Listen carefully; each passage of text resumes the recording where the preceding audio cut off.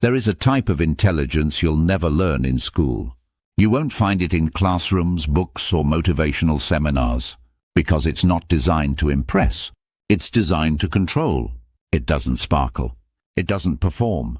It waits. And when it moves, the room shifts without a word. What is dark intelligence? The fusion of perception, emotional control, and silent strategic power. Dark intelligence isn't IQ. It's not academic achievement, charisma, or how many books you've read. It's adaptive intelligence under pressure, shaped in silence, weaponized through observation, and executed through precision. It's the ability to decode human behavior in real time, to predict reactions, manipulate variables, and influence outcomes without force, noise, or recognition. Psychologically, dark intelligence lives at the intersection of cognitive empathy, the ability to understand others' thoughts and motives without being emotionally swayed. High executive function, impulse control, delayed gratification, strategic foresight. Low reactivity, calmness under provocation, studied detachment. Shadow integration, the awareness and use of one's own darker impulses without repression. It operates not through extroverted dominance, but through internal clarity and external ambiguity. In neuroscience terms, it's when the prefrontal cortex, rational strategy, overrides the limbic system, raw emotion, allowing for cold perception, emotional distancing, and high-stakes decision-making, all while appearing harmless. What does it look like in the real world? It's the man who never raises his voice but governs the room through presence alone. It's the woman who smiles gently while reprogramming the entire emotional direction of the conversation, without you noticing. It's the person who listens more than they speak, not out of shyness, but because they're mapping your psychology in real time. They see your insecurity before you posture. They catch your lie in the subtle shift of your eye. They notice your guilt when you're trying to be charming. And they do it without reacting. Because dark intelligence doesn't confront. It absorbs, calculates, and moves in silence. Why is it dark? Not because it's evil, but because it's invisible.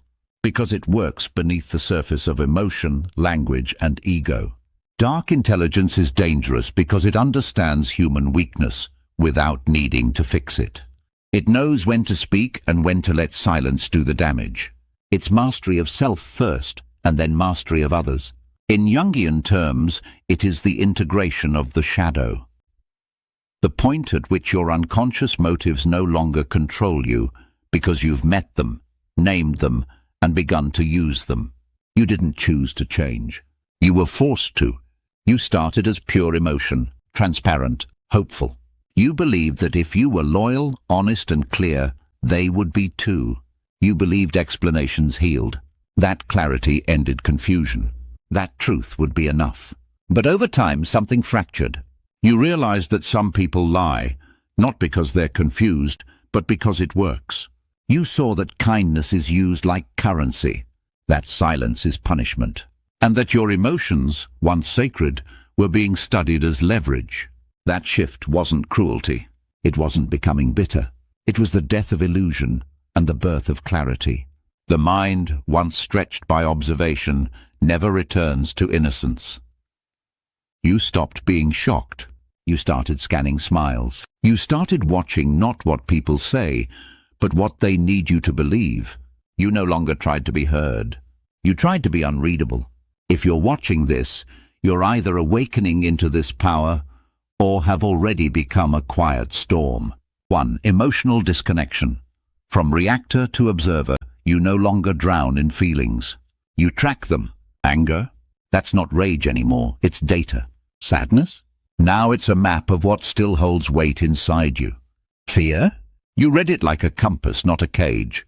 You don't act out of emotion. You use emotion to expose what others hide. Others panic. You fall silent.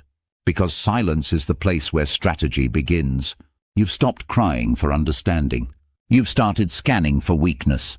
2. Surgical observation. Decoding in real time.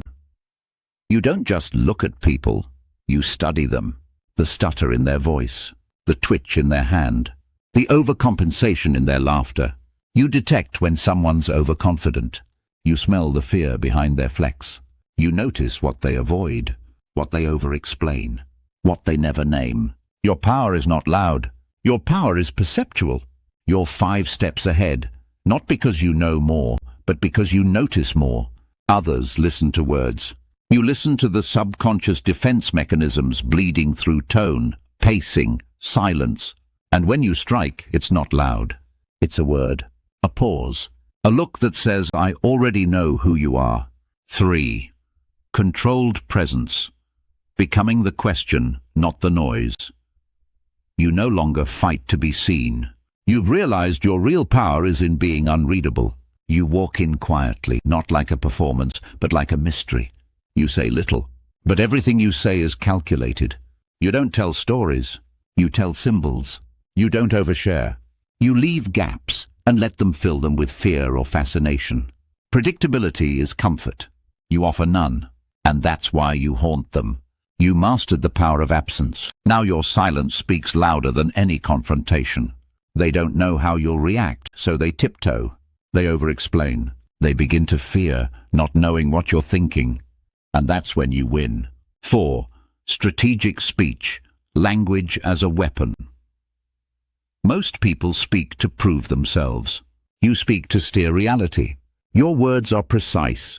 Every sentence is double-coded, one for the surface mind, one for the subconscious. You've trained your voice to seduce, deflect, dominate, without ever raising it. You don't argue. You seed ideas that unravel people from the inside. You make them think your thoughts are their own. They come back days later, confused but convinced. That wasn't manipulation. That was design. Because when you speak rarely, your words weigh more than their entire monologue. 5. Unshakable self-reliance, the inward fortress. This is your final weapon, and it's the most terrifying of all. You don't need their approval. You don't need their explanation. You don't even need the apology they think you're still waiting for. You've burned the contract that kept your self-worth dependent on other people's behavior. People used to weaponize affection, withdrawal, guilt, silence. Now those tools fall useless against you because you've detached from their power. You've become internally fed, emotionally self-sufficient, invisible if necessary, untouchable always. The one who needs nothing cannot be manipulated by anything. You walk away without drama. You don't explain. You don't punish. You just disappear and leave the silence behind to do your bidding. This transformation isn't about becoming cold. It's about becoming clear. You are no longer a reactor. You are a reader, a mirror, a quiet manipulator of probabilities. You are no longer shocked by betrayal. You anticipate it and design your strategy 3 betrayals in advance. You are no longer ruled by fear. You use fear as a lens, and others feel it, not because you speak of it, but because they don't know what you see when you look at them. This is not about becoming evil. It's about becoming unreachable. When you embrace dark intelligence, you don't turn into a villain. You become a mirror with no handle, ungraspable, unreadable, unshakable. You don't flinch at insults, because insults reveal more about the speaker than they ever did about you. You don't chase closure because you understand they already told you who they are. You just stop pretending not to see it. You no longer try to be understood, because to explain yourself to someone committed to misunderstanding you is no longer a kindness. It's a waste of cognitive energy. So you observe. You fall still. You let people talk, posture, reveal, underestimate. And while they play games, you rewire the board. Quietly, precisely, without their awareness, until the final outcome has already been sealed in your favor. This is the battlefield where most lose themselves, where people break their own boundaries to be loved, where emotion overtakes discernment, where longing clouds perception. But not you. You've transcended the naive urge to perform your pain for approval. You've realized oversharing is not intimacy, it's exposure. So you don't flood others with your history. You don't correct their mistaken assumptions. You don't validate false narratives just to keep the peace. You let them guess. And in that guessing, they expose themselves. The person who speaks first believes they lead. But you lead in silence. You don't seek power through domination. You gain it through withholding. Because the less you give, the more others project. And in their projection, they reveal their insecurities, their manipulation strategies, their psychological blind spots. While they reach for your affection, you are reading their wiring. You are not cold. You are strategically reserved. Not because you fear intimacy, but because you know its cost. Most people give everything in relationships, hoping it will earn love. But you've learned giving too much is not generosity. It's self-erasure. You no longer seek to heal others by bleeding for them. You no longer think love means self-abandonment. You don't fix people's wounds to be worthy of staying. Instead, you remain composed, letting them reveal how they handle not knowing you completely. That unknowing becomes a test. Can they stay without controlling? Can they love without conquering? Can they sit with your silence without weaponizing it? You don't disappear to manipulate. You withdraw to see who comes clean when they think you're gone. You don't argue anymore. You detach and watch. The emotionally reckless accuse you of coldness, but in truth, you are the safest place for someone who has nothing to hide. Because you don't need power over others. You simply refuse to hand your power to them. You no longer want to be the most liked. You want to be the least controlled. You don't seek understanding. You seek patterns. You don't need affection. You read intention. And when people finally realize that you were never reacting, only reading, that you were never confused, only calculating, that you were never vulnerable, only measuring, it's already too late. They've played themselves, and you've walked away with the only thing that matters, your mind. Untouched, unowned, unbreakable. You don't fight. You vanish. You don't confront disrespect. You render it irrelevant. You don't argue with distortion. You become silence so profound it rewrites the room. They expected you to chase, explain, beg. They wanted a reaction. But what they got was absence, the most haunting form of power. You didn't block them. You erased the need to respond. You didn't lose control. You took it back quietly, without war, without wounds, without a word. True strength is not in confrontation. It's in the self-mastery to walk away without bleeding ego. And when you disappear like that, when your silence becomes the unanswered question in their mind, they begin to wonder, what did you see that you didn't say? What did you understand that made you so calm? And what does your absence now mean about them? Because now the game is over, and they don't know when they lost it. You used to be a piece. Now you're designing the board. You no longer react to power because you've discovered something darker, sharper, unteachable. You don't need anything. Not attention, not validation, not approval, not inclusion. And this terrifies people, because people can manipulate a desire. They can weaponize a need. But what do you do with someone who's not seeking anything from you? You become unpredictable, and in that unpredictability, you become untouchable. You don't flinch. You don't perform. You don't try to convince anyone who you are. You simply hold your center and let others collapse under the weight of their own projections. They start to over-explain. They get louder. They try to regain control through confusion. But you say less. You observe more. And in the void between your words, truth unravels them. Because your stillness isn't emptiness. It's containment. It's energy in reserve. It's restraint turned into pressure. You don't win by proving. You win by knowing.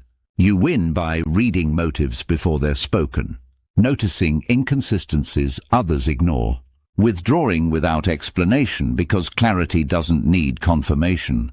You've stopped responding to chaos. You've started dismantling it by refusing to dance with dysfunction. They called it cold.